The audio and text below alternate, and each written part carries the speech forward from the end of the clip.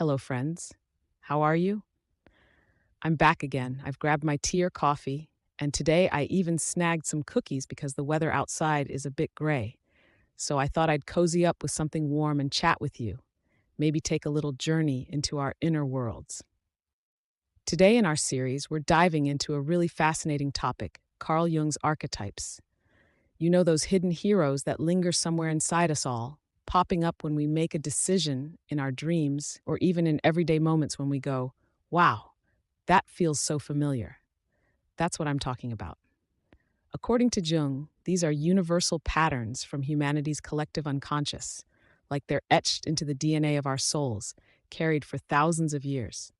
So, what do these archetypes look like? Where do they show up in daily life? What do they tell us? And how do they touch our lives? Let's explore that together, find bits of ourselves in them, and maybe even surprise ourselves a little. Ready? Here we go. First, to understand Jung's archetypes, we need to know this. They're like inner characters we're all born with, almost like actors in the theater of our souls. Think about it. When you watch a movie or hear a story, don't you always see the same kinds of figures? The hero, the wise old man, the shadow, the trickster, the lover, the explorer. Jung says this isn't a coincidence. They're part of our collective unconscious, filtered down through human history, born from our shared stories. Let's look at a few of them and think about how they show up in our everyday lives and walk alongside us. First up is the hero archetype. You know, that brave part of us that says, I can do this, I'll handle it. Picture this at work. There's a project, and everyone's like, ugh, this is too tough. Who's going to deal with this mess? And they step back.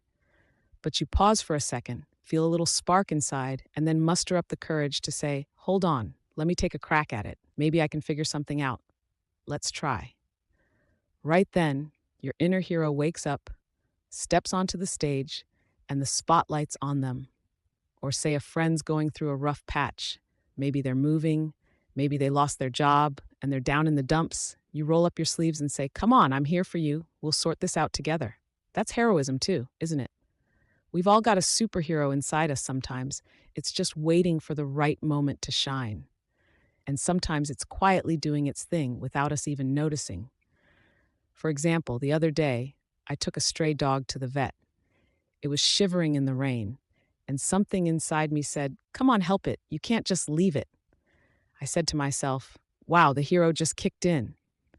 On the way to the vet, I was getting soaked. The dog was whimpering in my arms, but there was this weird happiness inside me. Do you ever have moments like that where you feel that brave side of yourself? Then there's the sage archetype. This is that calm, logical part of us that says, let's think this through. No rush. Let's find the best way. Like the other day, a friend texted me, I got a new job offer, but I'm not sure. What do you think I should do? Instead of jumping in with, take it or pass, I said, let's sit down, write out the pros and cons, take it easy and look at what you need, what you want, think it over. That's when I realized my inner sage was speaking, guiding me, almost holding my hand and saying, don't panic, use your head. I'm sure you've had moments like that too. Times when you listen to your rational side and find the smart path, maybe give a friend some advice or tell yourself, hold on, stay calm, don't decide yet. Once while shopping, I was torn between two coats. One was gorgeous but pricey, the other plain but affordable. I was about to head to the checkout, but I stopped and thought, wait a sec, what do I need? What's my budget? Do I really need this? The sage stepped in, I picked the sensible one, and when I got home, I was like, good call. Then there's the shadow, our darker side. But don't worry, it's not a bad thing, just the parts we push down or don't want to see.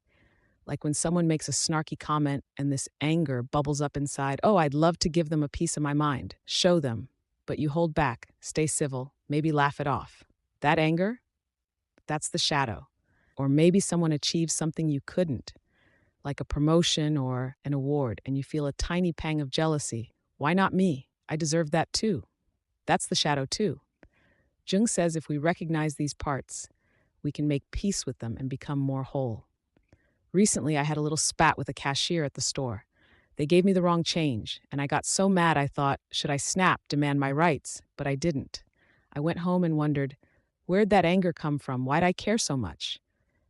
I met my shadow right there. Another time, a friend told me about their new phone, and I said, "What's the point?"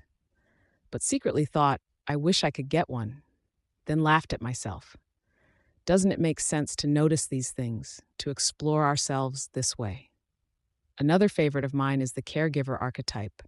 This is the part of us that runs around for the people we love, that says, as long as they're okay, I'll do whatever it takes. Bringing soup to your sick mom, listening to a friend for hours when they're upset, helping your sibling with homework, even watering a plant at home with love. That's all the caregiver's work. Last week, my dog was sick, and I got up in the middle of the night to check on him.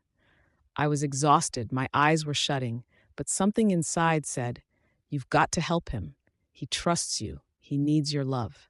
When I woke up tired but saw him wagging his tail, all that exhaustion melted away, and I felt at peace. Do you have moments like that where you forget yourself for someone else, but feel happy anyway? And finally, let's talk about the explorer archetype. This is the curious part of us that loves trying new things, that wonders, what if I did this? Where would that path take me? Sometimes you just think, let me give it a shot, starting a new hobby, traveling somewhere unfamiliar, cooking a dish you've never tried, or walking down a random street thinking, what's around this corner? I recently signed up for a painting class out of the blue. I'd never held a brush before, but my inner explorer said, come on, break the routine, discover something. What's there to lose? My first class was a mess. Paint all over my hands and face, my picture a little crooked. But I had so much fun, I got home thinking, why didn't I do this sooner?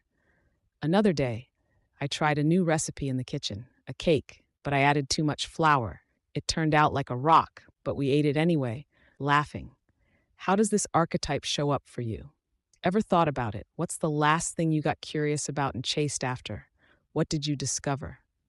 Jung's archetypes are like a mirror.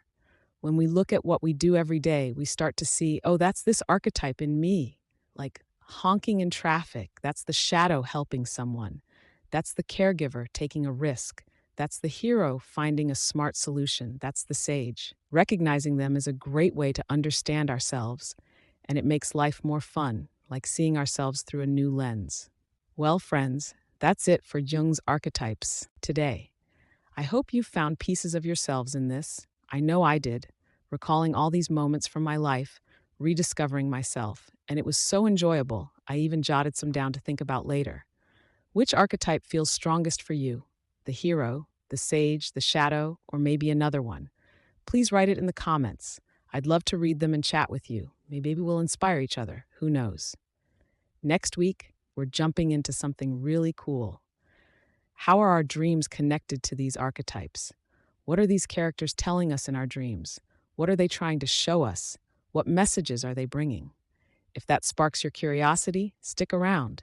See you then. Take care. Bye for now.